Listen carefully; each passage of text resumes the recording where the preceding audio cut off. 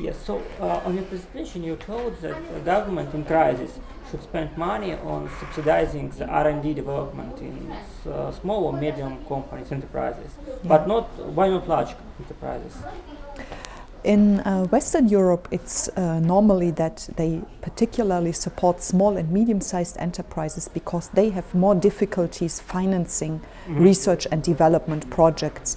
They are too small to do it from inside, but the very large companies normally have enough cash flow to finance their R&D projects internally. But if you speak about just scientific output, is it from scientific point of view, from the new information technology point of view, is it good or effective to finance such small companies? Because they don't have such institutions, such possibilities, such instruments as the big ones. Yeah. In the German economy, it's definitely effective because they are very innovative, especially small and medium-sized enterprises are highly innovative and they are technology oriented. And to keep these projects going, it's important to support them, and they are an important part of the innovative industry in Germany. Well, for example, what innovative products did this company made during the last, for example, 7-10 years? Yeah, several things in electronics, supplying the automobile industry. There's a very huge supplier industry and automobile industry that is benefiting from getting such support, producing equipment together with automobile manufacturers. There are also companies in the new renewable energy sector innovating things, but also sometimes in the not such highly valued high-tech industries like even in food industry there is an enormous potential for innovation and for example creating food that is also is not only for nutrition but also has some special health effects. Yeah, so things like that. Or in textile industry, it's also an innovative industry producing functional textiles. Yeah, not only normal textiles, but textiles which are waterproof or some of these things. Yeah. And but again, this is in countries which has a huge private sector. Yes. Yes.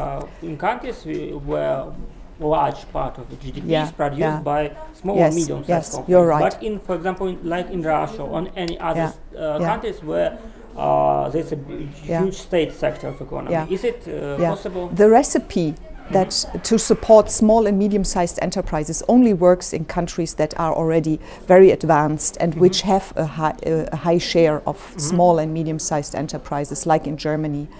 It would probably not be recommendable to jump into such policy in a country like Russia, where you have many very large enterprises, and some of them are partially state-owned or completely state-owned. Others are privatized already.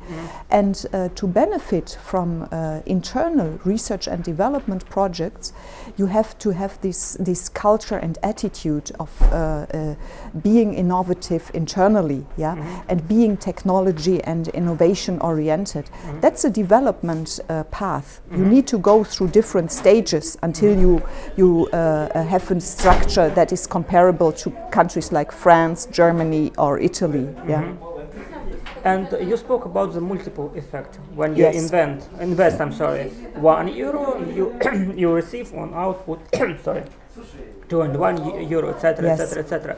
Does this recipe works in countries like Russia or in countries in every other countries where you have a state sector of economy?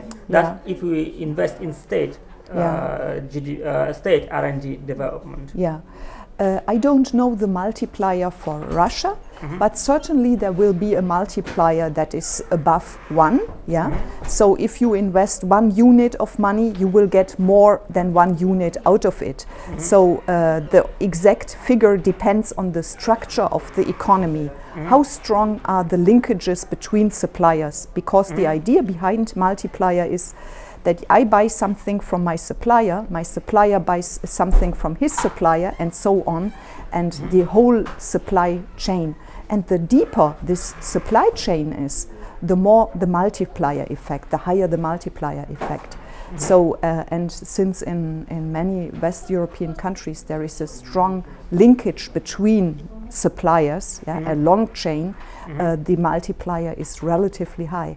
I would be interested in doing such a calculation for an economy like Russia, which has a different structure. Yeah. But and if you speak from global point of view, is it profitable or is it interesting to invest in R&D during the crisis in not only countries where there's a huge private sector economy, but in the countries where there's a big state sector, or in the countries where the most economy is produced by big states, big companies, like for example Mexico? Yeah, I see. During the economic crisis, it was the job of the government to counteract the deep recession, and to stabilize the demand. And you can use different schemes, You can build new buildings, you can construct streets, and you can spend money on consumption, but you can also spend money on research and development. And I would recommend this for every economy that is trying to catch up technologically. I would also have recommended it for Russia. You also had a fiscal policy program against the crisis, and to put also some of the money into research and development in industry is a good idea, because in that moment you stabilize in the short run, in the year of the crisis, and if these companies produce new products or if they improve their production techniques, that you have also something in the long run. And so you have a kind of a double effect. And what spheres of investments are most interesting for you now, in current world, in current economy, and in current situation in world economy? After everything I've heard in this very good conference, I believe that we must go more into the direction of clean technologies and renewable energy and sustainable products. That's the future. And the more you think in these categories, the better you will be innovative in the future. But again, I ask this question to one of the speakers: green technologies, ecological fuel, etc., everything is good when you have a high oil prices and high gas prices. But now, when you have low carbon prices, I think not all the countries and not even a lot of companies are interested in investing in these technologies. But I don't believe that the oil price will be low forever. There comes a time when the oil price will increase again. So if we use up the fossil energies, the price will sooner or later increase again, and then we again talk about the necessity of alternative energy sources. And what countries do you think are most effective in investing in R&D development? In which countries these investments are more effective and have a biggest output? I have seen very good work in Scandinavian countries. They have relatively high R&D intensity, and they can afford. So some of these countries are relatively rich in terms of GDP per head. They can afford it. And they have a very good educational infrastructure. And since research and development projects, innovation is made by highly trained people, so that's a very good investment to have a good educational infrastructure, and Scandinavia is doing very well. So they have a broad educational infrastructure, many people having access to higher education, which is a very, very important point to then further go on with innovation and R&D in the economy. And in Asia? Indonesia. In Asia? Of course. We have seen increasing R&D spending in countries like China. That's very impressive. Still, the R&D spending per head is not as high comparable to European or other very advanced countries, but they are catching up.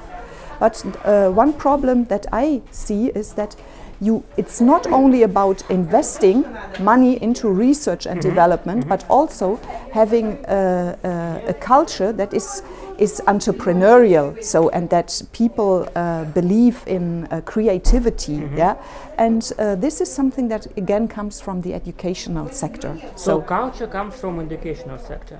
Sorry? Culture comes from educational. Partially, yeah. So I believe in young people, since I teach young people in my university, and as I said today, when we were talking about opportunity-driven instead of problem-oriented policy, yeah, I believe we can do good things when we talk to our young next generation in the educational sector, in terms of encouraging young people to go into entrepreneurial activities and to take a risk and to do something that is creative. Yeah, and so we can change the traditional culture in these people during the educational process. Maybe in the long run, yes, in a very long run, yes, we can have an impact through education. Yeah, I think so. Okay, thank you very much. Yeah, you're welcome.